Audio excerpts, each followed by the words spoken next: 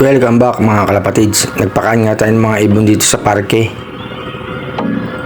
O eto, may mga ibon nga dito mga kalapatids.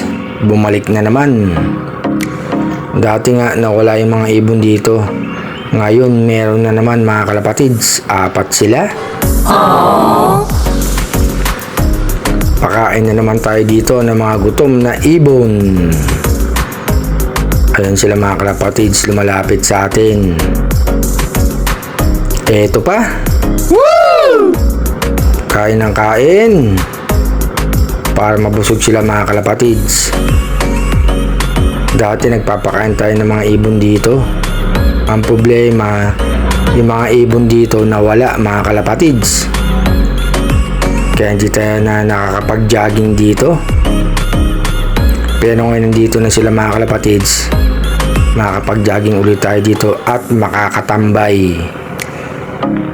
O eto pa, nagdala nga tayo ng potoka dito mga kalapatids. Akala ko nga ang ibon dito 2 lang, ayun pala 4 mga kalapatids. Dito rin tayo nagbibigay ng mga patuka mga kalapatids, vitamin at saka konting kas. Yung nakaraan nga nakapagbigay tayo rito mga kalapatids. Magaganang kumain yung mga ibon dito mga kalapatids. Wala nga lang tayong dalang tubig. O eto pa,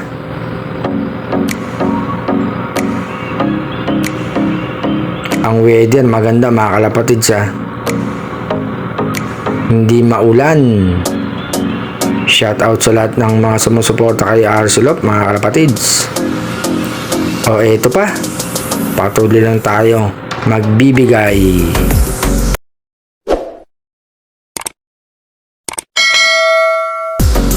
Eto naman si Dilubasa mga kalapatids, bitawan na natin. Si Alakdang Gubat, bitawan na natin mga kalapatids. Eto naman si Beautiful RC, lumipad ka. Woo! Siyempre si Padrino, ang pangwala yung ibon, lilipad yan. Eto na yung mga alaga natin mga kalapatids. Ganadong magsipagliparan. Yung ibang ibon natin, di natin pinalipad mga kalapatids, Eto na si Padrino mga kalapatids, diretso pasok sa kulungan. Si Dalubasa, mali ka ng pinasukan dyan, Dalubasa.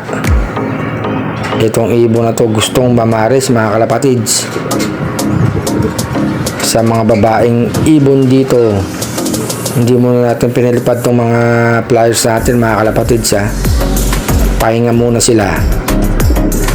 Eto na yung 2 batang ibon, mamaya papasok na yan mga kalapatids.